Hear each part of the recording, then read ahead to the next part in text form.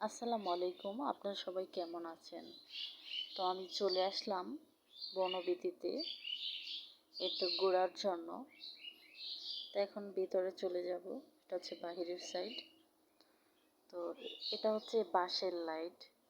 তো এই লাইটটা অনেক সুন্দর, আমার কাছে অনেক ভালো লেগেছে। এই তো তো আমরা যখন যাই তখন হচ্ছে বিকাল বিকাল, ওয়েদারটা অনেক সুন্দর। তো ওইখানে যেয়ে হচ্ছে গিয়েছি ফুচকা, তারপর হচ্ছে লাচ্ছি। ফুচকাটা আমার কাছে অনেক পছন্দ, বা আমি পছন্দ করি খেতে।